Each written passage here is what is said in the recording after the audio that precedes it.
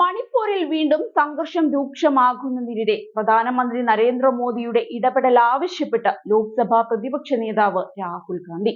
മണിപ്പൂരിൽ നടക്കുന്ന അക്രമാസക്തമായ സംഘർഷങ്ങളും രക്തച്ചൊരിച്ചിലുകളും അഗാധമായ അസ്വസ്ഥത ഉണ്ടാക്കുന്നതായി രാഹുൽ ഗാന്ധി പറഞ്ഞു.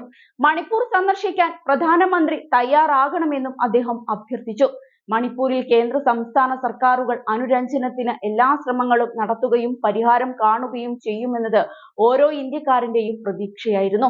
മണിപ്പൂർ സന്ദർശിക്കാനും മേഖലയിൽ സമാധാനവും ശാന്തിയും പുനഃസ്ഥാപിക്കുന്നതിനായി പ്രവർത്തിക്കാനും ഞാൻ പ്രധാനമന്ത്രിയോട് ഒരിക്കൽ കൂടി അഭ്യർത്ഥിക്കുന്നുവെന്നാണ് രാഹുൽ പറഞ്ഞത്.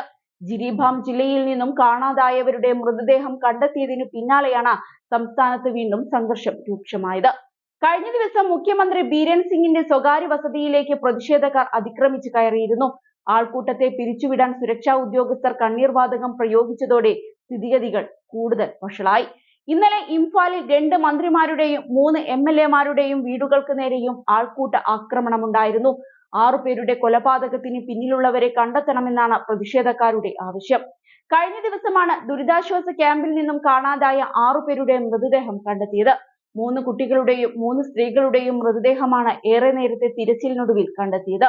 സുരക്ഷാ ഉദ്യോഗസ്ഥരും കലാപകാരികളും തമ്മിൽ മേഖലയിലുണ്ടായ ഏറ്റുമുട്ടലിൽ 11 പേരെ സുരക്ഷാ ഉദ്യോഗസ്ഥർ കൊലപ്പെടുത്തി. ഇതിനിടെ അക്രമികളിൽ ചിലർ ദുരിതാശ്വാസ ക്യാമ്പിൽ കഴിയുന്നവരെ തട്ടിക്കൊണ്ടുപോവുകയായിരുന്നു. ഇവരുടെ മൃതദേഹമാണ് ലഭിച്ചത്. കൊല്ലപ്പെട്ടത് മെയ്തി വിഭാഗത്തിൽ നിന്നുള്ളവരാണ്. കുക്കി വിഭാഗത്തിലുള്ളവരാണ് ഇവരെ തട്ടിക്കൊണ്ടുപോയി കൊലപ്പെടുത്തിയതെന്നാണ് ആരോപണം. ഇന്നലത്തെ ആക്രമണത്തിന്റെ പശ്ചാത്തലത്തിൽ മണിപ്പൂരിലെ 5 ജില്ലകളിൽ കർഫ്യൂ പ്രഖ്യാപിച്ചിരിക്കുകയാണ്. 7 ജില്ലകളിലെ ഇന്റർനെറ്റ് സേവനവും നിരോധിച്ചിട്ടുണ്ട്. ഇംഫാൽ വെസ്റ്റ്, ഇംഫാൽ ഈസ്റ്റ്, ബിഷ്ണുപൂർ, തൗബൽ, കാക്ചി, കാങ്പോക്ചി, ചുരാചന്ദ്പൂർ ജില്ലകളിലാണ് 2 ദിവസത്തേക്ക് ഇന്റർനെറ്റ് നിരോധനം ഏർപ്പെടുത്തിയിരിക്കുന്നത്.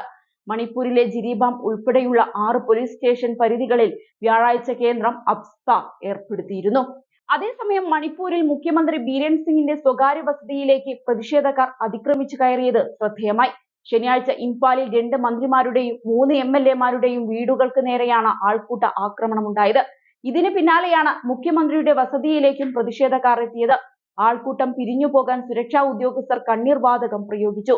ഇംഫാൽ വെസ്റ്റ് ജില്ലയിൽ മുഖ്യമന്ത്രി ബീരൻ സിംഗിന്റെ മരുമകനായ BJP നേതാവും MLA-യുമായ RK ഇമോയുടെ വീടിന് നേരെയും ആക്രമണം നടന്നു. ഇദ്ദേഹത്തിന്റെ വീട്ടിലെ ഫർണിച്ചറുകൾ പ്രക്ഷോഭക്കാർ തീയിട്ട് നശിപ്പിച്ചു. നീതി ലഭിക്കണമെന്ന് ആവശ്യപ്പെട്ട് മുദ്രാവാക്യവും വിളിച്ചു.